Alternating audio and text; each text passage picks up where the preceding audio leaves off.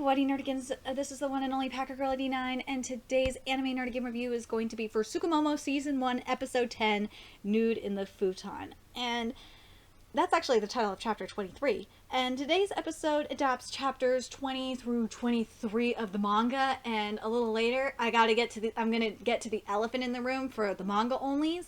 But anyway, let's get to this review. So, it starts off at the beginning of chapter 20, and it is so good. This episode was really good in general. But we got to see Honaka. I love Honaka so goddamn much. But there was a little bit skipped. And there's our first look at Koketsu. Koketsu is just precious. We need to protect that adorableness that is Koketsu. I love him so fucking much. Let's see. Where was it? That's something that bothers me is that they don't say exorcist, they say Malison cleanser, and I fucking hate that. Stop it. Where was it? Oh, here it is. It was skipped. Then it's that Obi user? Yes. And we didn't get to see this flashback here. And I wish they would have had that when we got to the actual full-on flashback in the chapter, but whatever. It was this. I'm gonna become an exorcist too for sure. I'll become even stronger than you, Kanaka-san. I'll protect this area too. Was that? Well, then I'll be waiting. Yeah, that part was completely skipped. Because that part, if that part would have been at the end of the flashback that we get in the next chapter, then I would have been not chapter 21, in chapter 22, I would have been totally fine with that, but that part was completely skipped. But don't try to talk to me until you've beaten this so-called Obi user and even and taken over Kamioka, which was skipped, and that was Honaka's line. Well, good luck. Thanks. This part was skipped, and I wish it would have been there because it would have just added more to the comedy because it was hella funny. I just told you not to talk to me yet, didn't I? It's on fire. What? Oh no, the barrier leaked. Curry, help! Something that bothered me after that was they gave all of Asumu's lines to the class prez, and I was like, no, Asumu was supposed to say that lock of hair from the older sister took her form as an Amasagi due to the feelings of the younger sister. And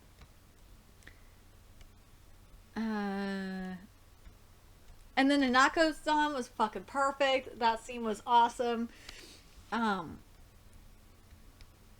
She can't talk anymore. Yep. Let's see.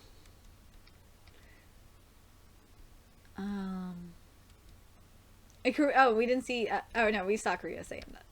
Oh, here, this part was skipped. Well, I've got some student council activities, and I've got manga club. Okay, then I'm heading home. That part was skipped. And then chapter 21. Oh my god. Chapter 21 was so good. It was so good.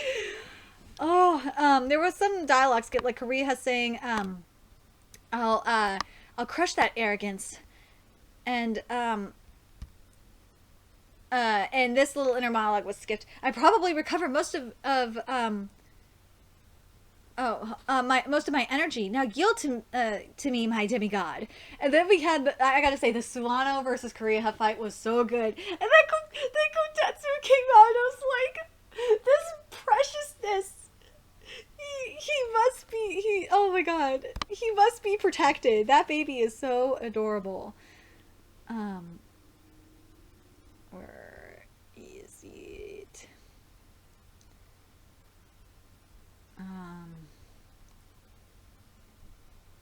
I'm trying to see if there's anything else.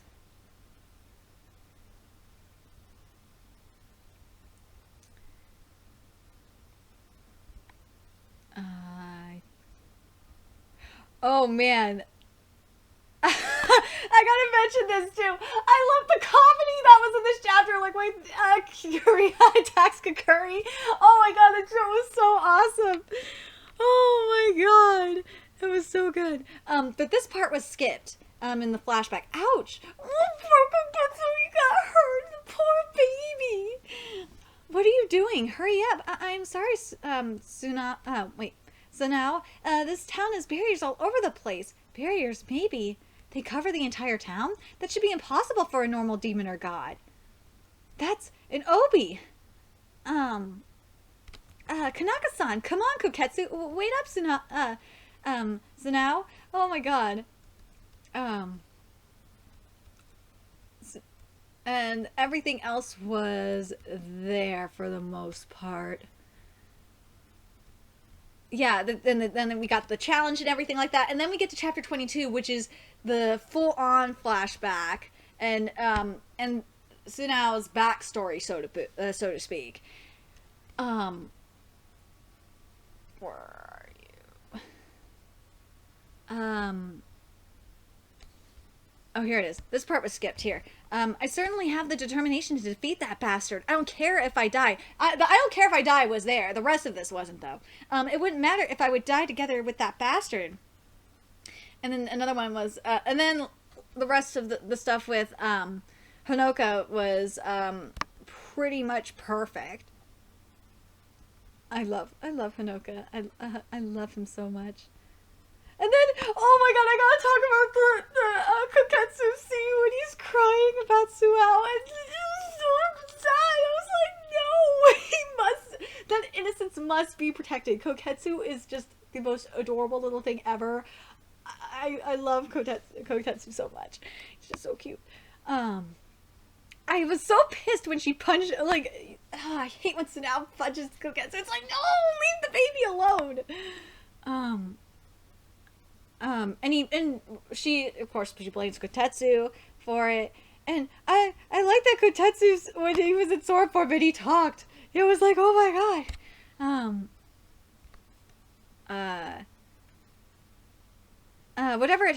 This part was skipped. Here we go. Whatever happens, I have to find it and exercise it first. But activities outside of the district, shut up. And then we saw Kanaka destroy destroy that demon. That was fucking awesome. And Kanaka looks badass. And the curry covered in blood. It was there. I was so happy.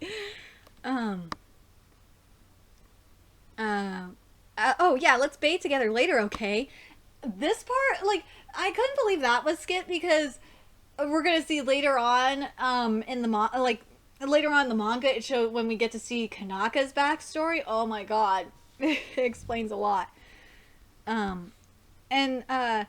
there was this too, when Kanaka says, look over here, and then she bitches slaps Korea. That was skipped. And Korea said sorry, and Kanaka says, it's good. Okay, did you calm down a bit? And that was to SUNAO. And then Korea said this, and this was skipped. This foe was at a level where even an exorcist lost a life to. Oh my god. The fact that they showed the stick figure picture, yes, that was in the manga. Oh my god, that made me so happy. I was like, oh my god, it's the stick figure picture. That was so random. You should call her a savior from Korea is skipped. And Kanaka says this, you can challenge me when and wherever. That was skipped. And SUNAO said in the narration, and that was my first meeting with Kanaka. And then this was the last part of the dialogue that was skipped, which was, Nemesis, whatever, don't say it so stubbornly, you fool. Also, Kazuya is not yet used to controlling the obi as an exorcist. And then she gets cut off.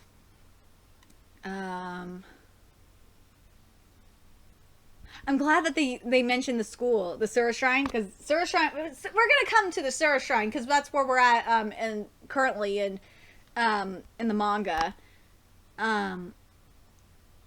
Let's see, and then we get to chapter 23, and we're gonna get to I'm gonna talk about the controversy, something that is in the manga that the anime doesn't have, and I'm kind of surprised. I am kind of like, And this kind of happened in Renai Boken not too long ago as well. They're kind of toning down, if you don't know what I'm talking about, Renai Boken, they're toning down Shikimi's character, because in the manga, she's like full on dominatrix. She's wearing she wore, like, there's a scene where she wore S&M gear in the manga, and yeah, they didn't show that at all. So, it's weird that they're doing that as well. And then, oh, so there was, when Kariha was attacking, Kazuya when he's in his little blanket cocoon, we didn't get to see, like, the player controls, like, for the Obi jab, where it's left, P, and, Obi drop is, like, diagonal to the left, PK, and hammer weave, which was, like, diagonal left, and diagonal, down. Yeah, sorry, it was diagonal up. Sorry, diagonal up, diagonal or left, and then diagonal down, and then P. That was skipped, and that kind of bothered me. Like, why did you skip that? And then there was this whole the whole thing with Kariha trying to encourage him. Oh,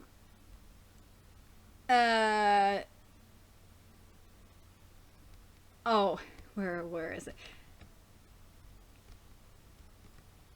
Where is the thing I'm thinking of? No. It was... Oh, and you don't need to know why from Kariha was skipped. And, oh my god, that nut grab! I gotta mention that shit. That shit was awesome. I loved that they showed the nut grab.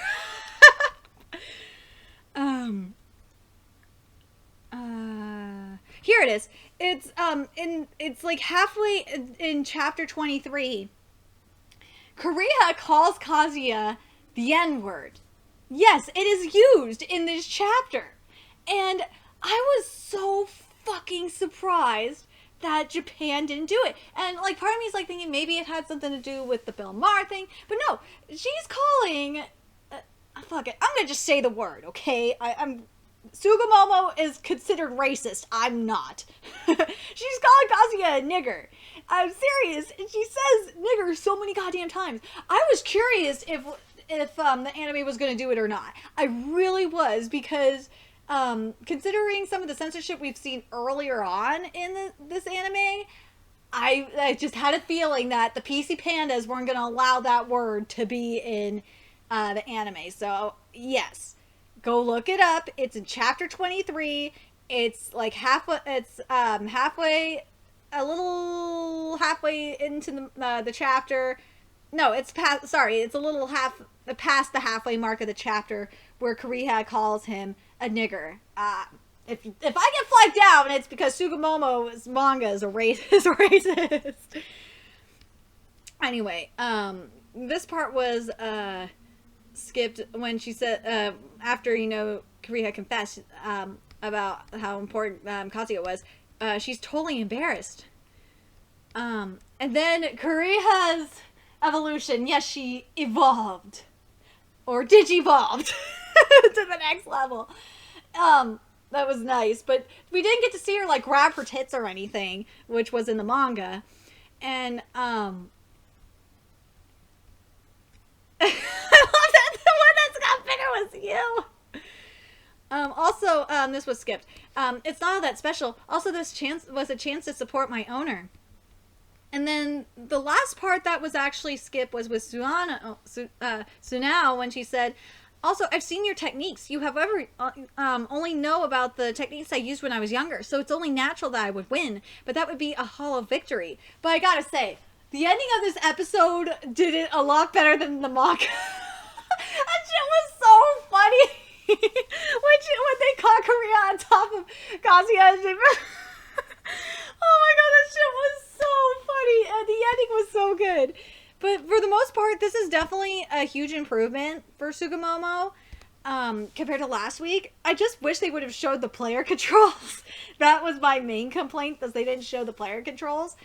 And KOTETSU is so precious. I love him. He's just the cutest little thing. We need to save him. We need to protect him. But there's one other thing I want to mention it, because it relates to what's going on currently in the manga. Is there's a scene where this is like after the fight when oh my god, SUNAO was saying to Kariha that, you know, be quiet, you tool. It doesn't matter what you think.